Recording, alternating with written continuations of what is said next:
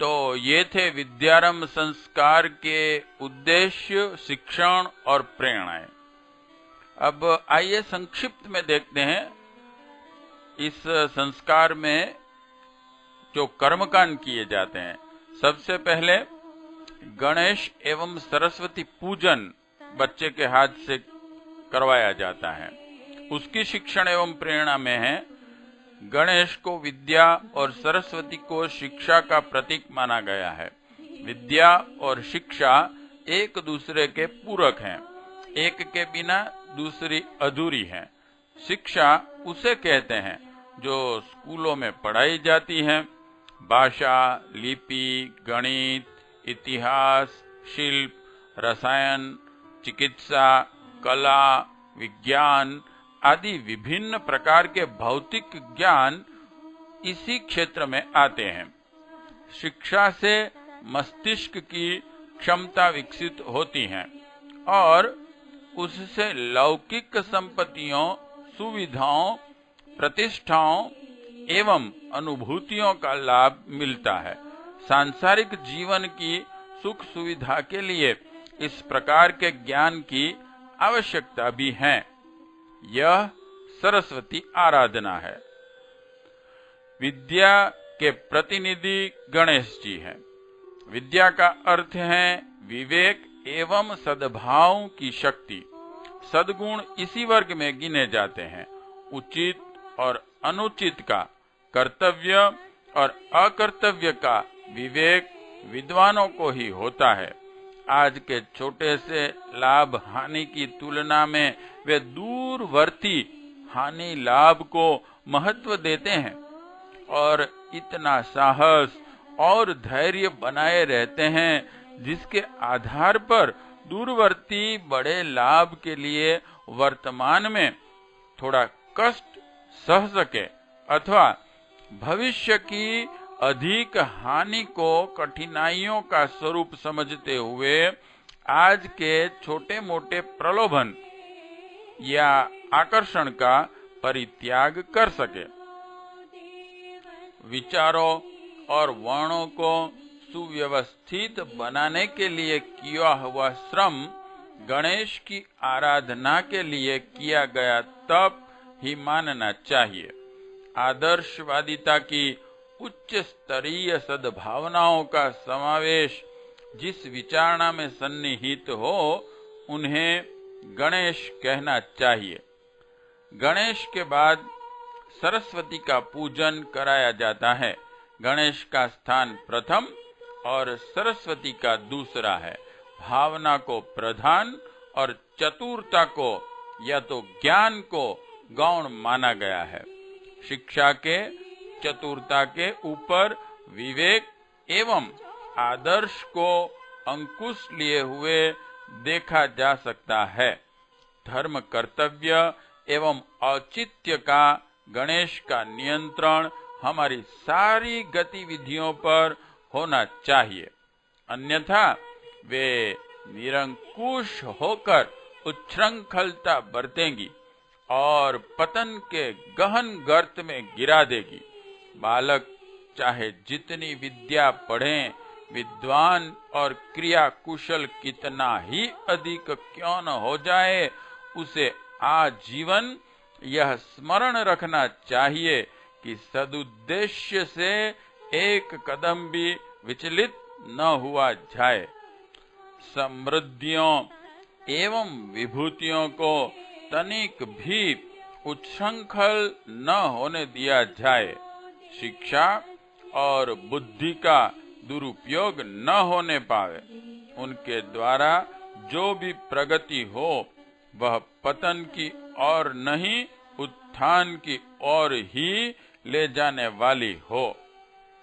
मस्तिष्क पर सदैव विवेक का नियंत्रण बना रहे, इस तथ्य को हृदय में प्रतिष्ठापित करने के लिए बालक विद्यारंभ के समय गणेश पूजन करता है।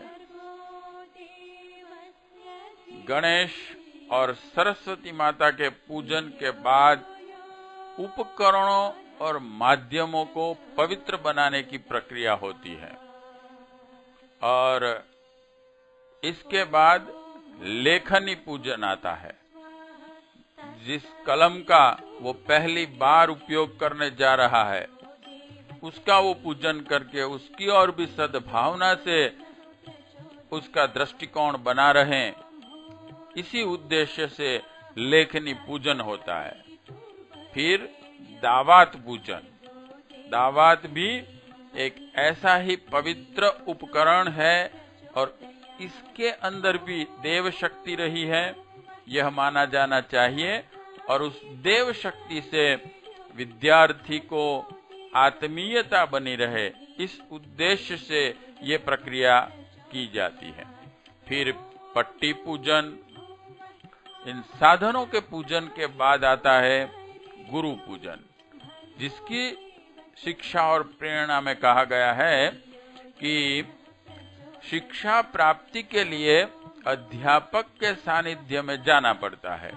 जिस प्रकार गौ अपने बछड़े को दूध पिलाती है, उसी तरह गुरु अपने शिष्य को विद्यारूपी अमृत पिलाते हैं। इस प्रक्रिया में परस्पर श्रद्धा सद्भावना का होना आवश्यक है। गाय और बछड़े के बीच प्रेम न हो तो दूध पिलाने की प्रक्रिया कैसे चले? इसी प्रकार शिक्षार्थी के प्रति वात्सल्य न रखें तो ऊपरी मन से रुखाई के साथ सिखाने का कार्य सारहीन ही रहेगा। जिस प्रकार गाढ़ी कमाई का पैसा ही फलता फूलता है, उसी प्रकार गुरु के प्रति श्रद्धा सद्भावना रखकर उनका स्नेह वात्सल्य प्राप्त करते हुए जो सीखा जाता है वह जीवन में लाभदायक सिद्ध होता है। परस्पर उपेक्षा, उदासीनता अथवा मनोमालिन्य तिरस्कार के भाव रखकर सिखाने से एक तो विद्या आती ही नहीं, यदि आती भी है तो वह फलती फूलती नहीं। माता पिता की तरह गुरु का भी स्थान है। माता को ब्रह्मा, पिता को विष्णु और गुरु को महेश कहा गया है। यह तीनों ही देवताओं की तरह श्रद्धा सम्मान के पात्र हैं। अतएव विद्यारंभ संस्कार में गुरु पूजन को एक अंग माना गया है। कलम, दवात, पट्टी का पूजन करने के उपरांत शिक्षा आरंभ करने वाले गुरु को पुष्प, माला, कलावा, तिलक, आरती, फल आदि की श्रद्धांजलि अर्पित करते हुए पूजन कर नमस्कार करना चाहिए।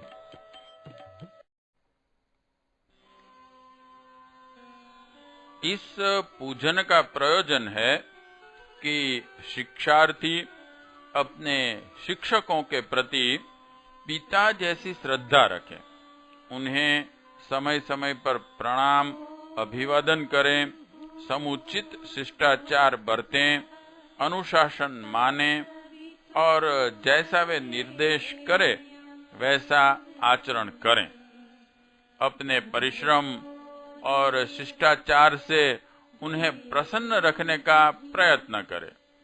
इसी प्रकार अध्यापक का भी कर्तव्य है कि वह शिक्षार्थी को अपने पुत्र की तरह समझे, उसे अक्षर ज्ञान ही नहीं, स्नेह, सद्भाव, वात्सल्य भी प्रदान करें। तो ये हुई गुरु पूजन की प्रक्रिया। इसके बाद अक्षर लेखन एवं उसका पूजन, ये प्रक्रिया होती है, जिसमें बालक को नई पट्टी या तो नोटबुक के अंदर ओम भूर्भुवः स्वः पंचाक्षरी गायत्री मंत्र या ओम लिखवाया जाता है और उसी अक्षर को फिर उसके हाथों से पूजन कराया जाता है। और फिर विशेष आहुति, जो यज्ञ चल रहा होता है उसमें इस संस्कार के विशेष मंत्र से विशेष आहुति दी जाती है। इसके बाद आते हैं यज्ञोपवीत संस्कार, जिसमें कि बालक को यज्ञोपवीत पहनाई जाएगी। इस संस्कार के बारे में संक्षिप्त में देखें। संस्कार प्रयोजन। शिखा और सूत्र भारतीय संस्कृति के दो सर्वमान्य प्रतीक हैं। शिखा भारतीय संस्कृति के प्रति आस्था की प्रतीक है, जो मुंडन संस्कार के समय स्थापित की जाती हैं। यज्ञोपवीत सांस्कृतिक मूल्यों के आधार पर अपने जीवन में आमूलचूल परिवर्तन के संकल्प का प्रतीक है। इसके साथ ही गायत्री मंत्र की गुरु दीक्षा भी दी जाती है। दीक्षा यज्ञोपवीत मिलकर द्विजत्व का संस्कार पूरा करते हैं। इसका अर्थ होता है दूसरा जन्म। शास्त्र वचन है, जन्मना जायते शूद्रः संस्कारात् द्विज उच्यते। जन्म से मनुष्य एक प्रकार का पशु ही है। उसमें स्वार्थपरता की वृत्ति अन्य जीव जंतुओं जैसी ही होती है, पर उत्कृष्ट आदर्शवादी मान्यताओं द्वारा वह मनुष्य बनता है। जब मानव की आस्था यह बन जाती है कि उसे इंसान की तरह ऊंचा जीवन जीना है और उसी आधार पर वह अपनी कार्य पद्धति निर्धारित करता है, तभी कहा जा सकता है कि इसने पशु योनि छोड़कर मनुष्य योनि में प्रवेश किया। अन्यथा नर नारियों से तो यह संसार भरा पड़ा है।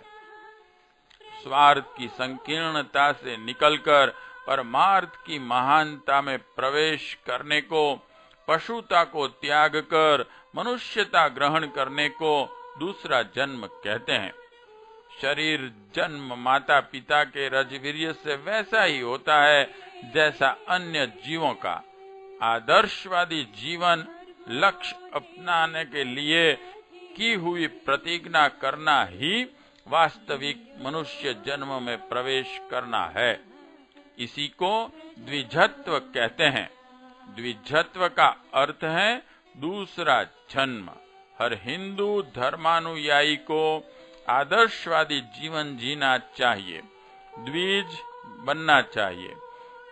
इस मूल तथ्य को अपनाने की प्रक्रिया को समारोह पूर्वक यज्ञोपवीत संस्कार के नाम से संपन्न किया जाता है। इस व्रत बंधन को आजीवन स्मरण रखने और व्यवहार में लाने की प्रतिज्ञा का प्रतीक 3 लड़ों वाला यज्ञोपवीत कंधे पर डाले रहना होता है। यज्ञोपवीत बालक को तब देना चाहिए जब उसकी बुद्धि और भावना का इतना विकास हो जाए कि इस संस्कार के प्रयोजन को समझकर उसके निर्वाह के लिए उत्साह पूर्वक लग सके। यज्ञोपवीत से संबंधित स्थूल सूक्ष्म मर्यादाएं भी उसे समझानी चाहिए।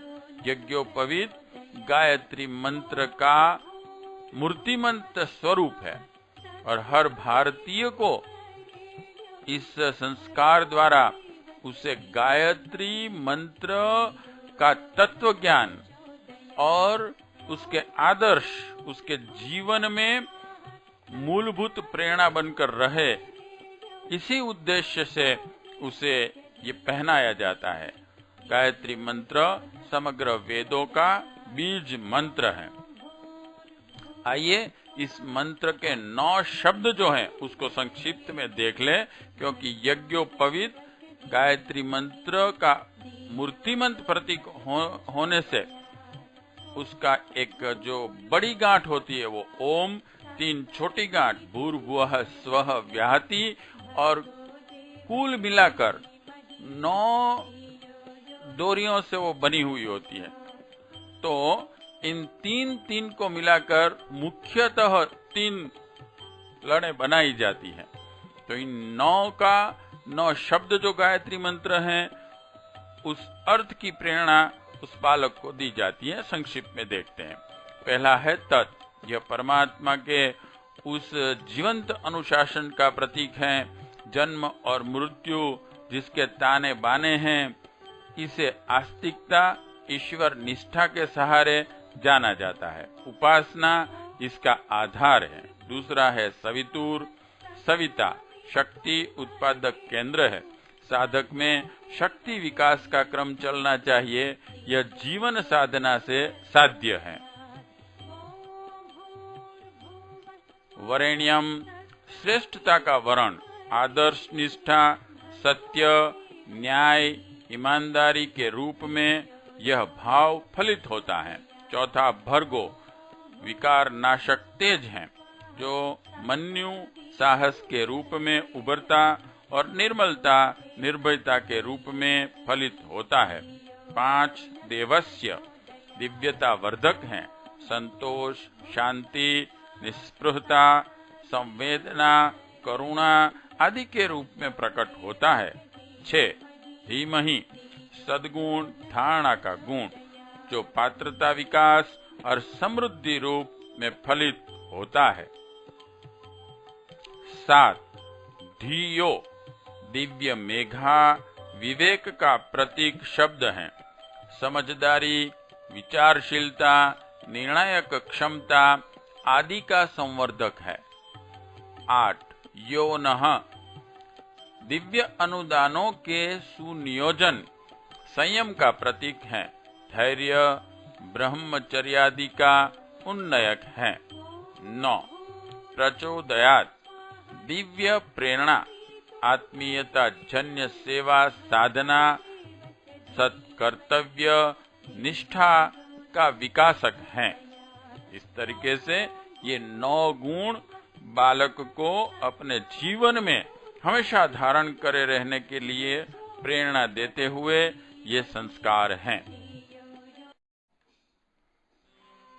तो ये था हमारे यज्ञोपवीत का क्या स्वरूप है, इसके अंदर क्या प्रेरणाएं हैं, और खास करके इस संस्कार को हम सबसे ज्यादा महत्व देंगे। हमारे एक कुंडीय यज्ञ या तो दीप यज्ञ से लेके अश्वमेघ यज्ञ तक और सामान्य से सामान्य कार्यक्रमों में, क्योंकि गायत्री मंत्र दीक्षा और यज्ञोपवीत और शिखा धारण ये भारतीय संस्कृति में अध्यात्म और जीवन सीढ़ी की शुरुआत का पहला स्टेप है। तो इसे हम ज्यादा से ज्यादा लोगों को प्रेरित करते हैं और ये शुभ शुरुआत उसके व्यक्तित्व में शुरू होए इसका आग्रह रखते हैं, ताकि गायत्री मंत्र को समझे और भारतीय संस्कृति को भी समझे।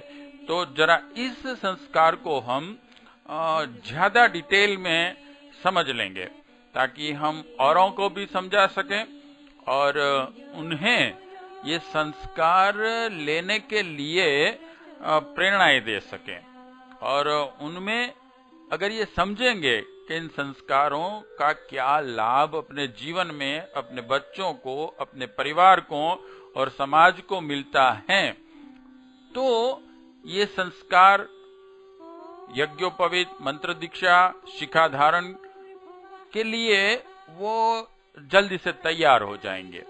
तो आगे कहा है हमारे कर्मकांड भास्कर में परम पूज्य गुरुदेव ने, यज्ञोपवीत के धागों में नीति का संपूर्ण सार सन्निहित कर दिया गया है।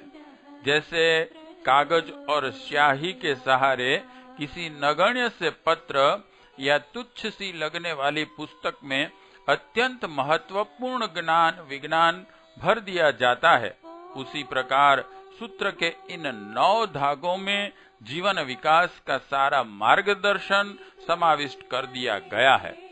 इन धागों को कंधे पर, कलेजे पर, हृदय पर, पीठ पर प्रतिष्ठापित करने का प्रयोजन यह है कि सन्निहित शिक्षा को यज्ञोपवीत के धागे स्मरण कराते रहें, ताकि उन्हें जीवन व्यवहार में उतारा जा सके। यज्ञोपवीत को माँ गायत्री और यज्ञ पिता की संयुक्त प्रतिमा मानते हैं। उसकी मर्यादा के कई नियम भी हैं और इन नियमों को भी हम अपने जीवन में स्वीकारते हैं। बालक जब इन नियमों के पालन करने योग्य हो जाए तभी उसका यज्ञोपवीत भी कराते हैं। ये उम्र 7 से 8 साल की होती है। यज्ञोपवीत भारतीय धर्म का पिता है और गायत्री भारतीय संस्कृति की माता, दोनों को जोड़ा है। यज्ञ पिता को कंधे पर और गायत्री माता को हृदय में एक साथ धारण किया जाता है। गायत्री प्रत्येक भारतीय धर्मानुयायी का गुरु मंत्र है। उसे यज्ञोपवीत के समय पर ही विधिवत ग्रहण करना चाहिए। ज्ञान की मशाल को अंतःकरण में अवस्थित सद्गुणों को ही गुरु मानना चाहिए। आज इस स्तर के गुरु दिख नहीं पड़ते जो स्वयं पार हो चले हों और दूसरे को अपनी नाव पर बिठाकर पार लगा सके। जिधर भी दृष्टि डाली जाती है नकलीपन और धोखा ही भरा मिलता है। अस्तु यह अच्छा है कि व्यक्तियों को गुरु न माना जाए।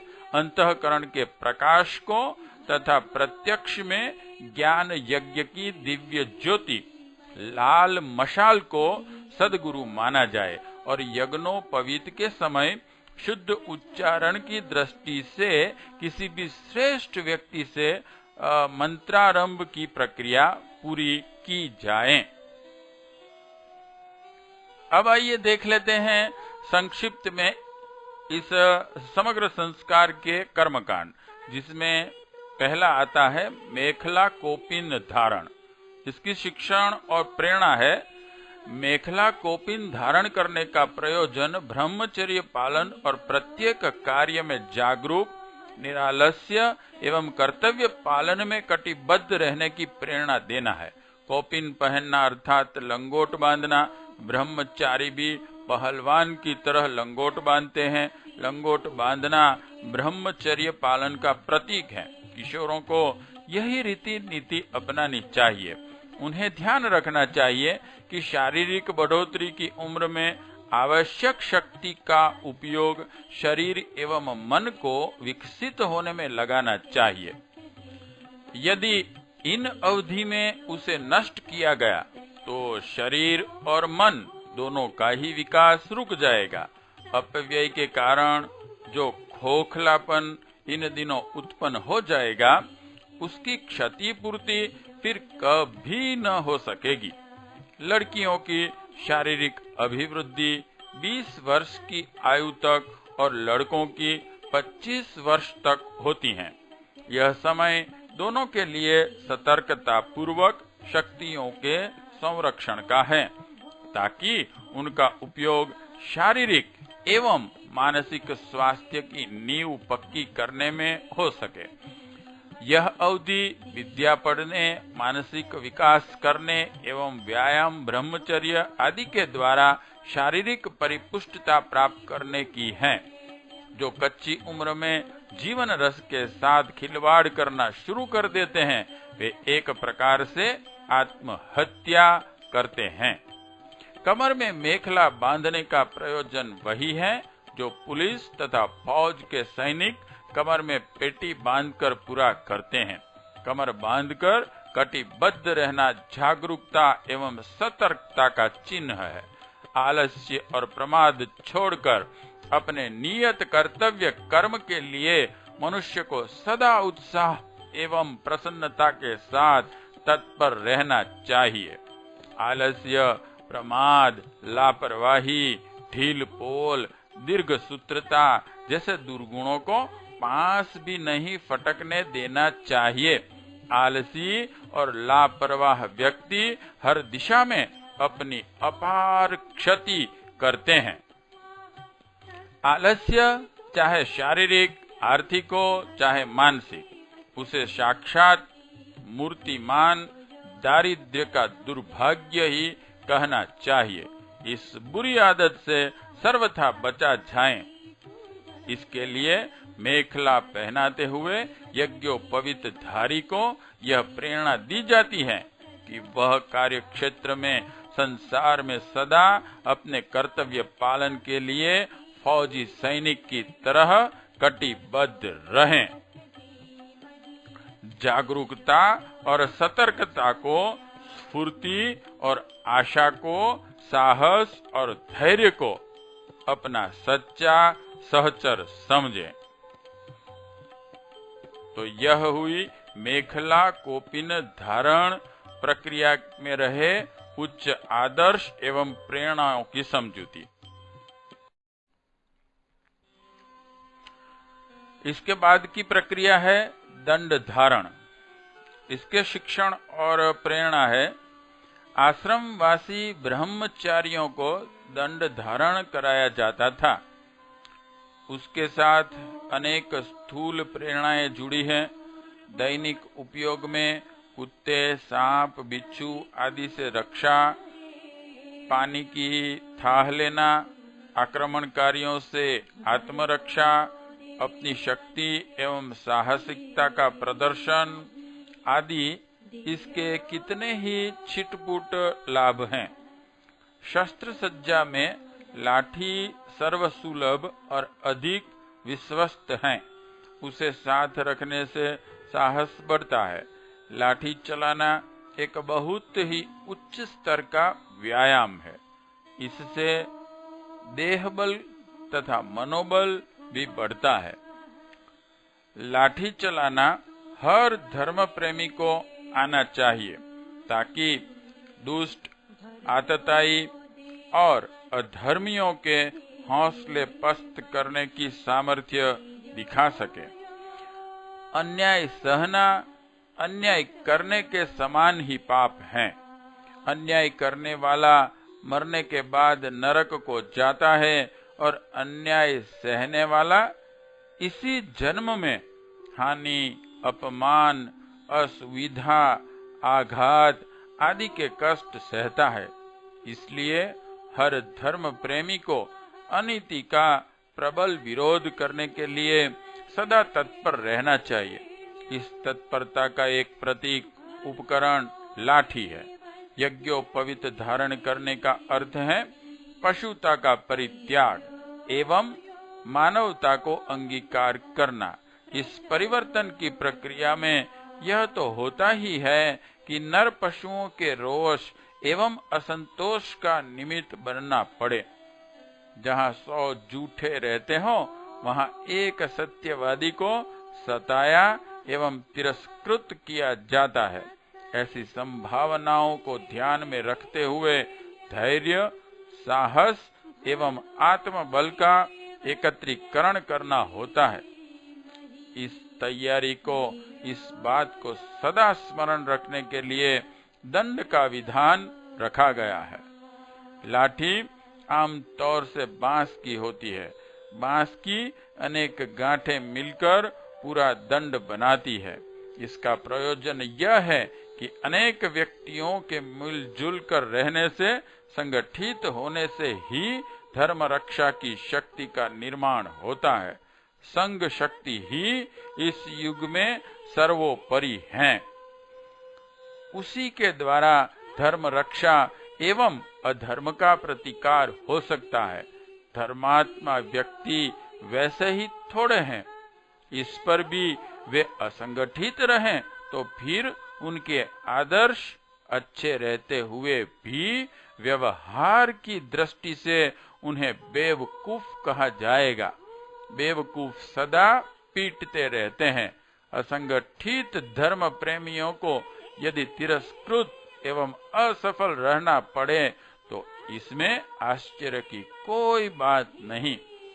खंडों से मिलकर बना हुआ दंड हाथ में धारण करते समय यज्ञोपवीत धारी आदर्शों को अपनाने वाले को यह ध्यान रखना पड़ता है कि उसे साहसी शूरवीर ही नहीं, संगठन की उपयोगिता एवं आवश्यकता को भी समझना और स्वीकार करना है। अपने क्षेत्र के धर्म प्रेमियों को संगठित करने की बात सदा ध्यान में रखनी चाहिए। इस दंड धारण की प्रक्रिया में दंड पर गायत्री मंत्र के साथ कलावा बांध दिया जाता है और उस दंड को मंत्रोच्चार के साथ संस्कार कराने वाले को आचार्य के द्वारा दिया जाता है और उसे ग्रहण करने वाला अपने मस्तक से लगाकर स्वीकार करता है और उन सभी प्रेरणाओं को अपने जीवन में अंगीकार करने का मनोभाव रखता है। अब इसके बाद की प्रक्रिया है यज्ञोपवीत पूजन। यज्ञोपवीत पूजन जो यज्ञोपवीत धारण करने जा रहा है, व्यक्ति उस यज्ञोपवीत को पहले पूजा करता है, उसके अंदर रहे आदर्श देवत्व को स्वीकार कर उसका सम्मान करना, यही उसकी पूजा है। पूजा विधि में विशेष मंत्र से, अक्षत वगैरह से उसकी पूजा की जाती है और उसके बाद की प्रक्रिया है पंचदेवावाहन।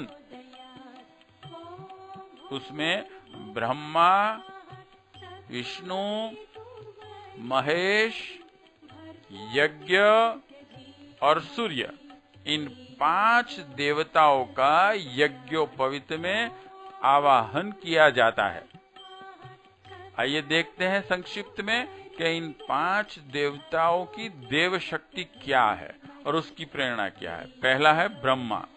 जीवन के भौतिक और आत्मिक दोनों ही पहलू सुविकसित होने चाहिए।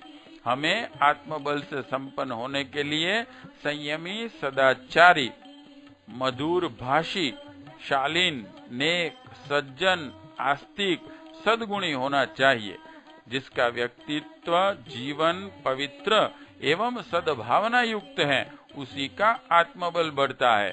यज्ञोपवीत में आवाहित प्रथम ब्रह्मा को धारण करने का तात्पर्य इस मान्यता को हृदयगम करना एवं उसके लिए प्रयत्नशील रहना ही है। ब्रह्मा रचनात्मक शक्ति है, रचना के देवता हैं, तो साधक अपनी समग्र शक्तियों को रचनात्मक कार्यों में ही लगाएगा, ये उसकी प्रेरणा है। उसके बाद विष्णु। विष्णु लक्ष्मी के स्वामी है। हमें भी दीन दरिद्र है परावलंबी गई गुजरी स्थिति में नहीं पड़ा रहना चाहिए। स्वास्थ्य, शिक्षा, कुशलता आदि गुणों को बढ़ाना चाहिए ताकि उसकी कीमत पर सुख साधनों को, समृद्धि को प्राप्त किया जा सके। समृद्धि उपलब्ध करने का सही मार्ग केवल एक ही है, अपनी सर्वांगीण प्रतिभा एवं योग्यता को बढ़ाना। इस दिशा में जो जितना कर लेगा उसे उस मूल्य पर आसानी से अधिक सुख साधन मिल जाएंगे। समृद्धि को मनुष्य अपनी तथा दूसरों की सुविधा बढ़ाने में खर्च करें तो उससे लोक एवं परलोक की सुख शांति बढ़ेगी। यज्ञोपवीत में स्थापित विष्णु का यही संदेश है।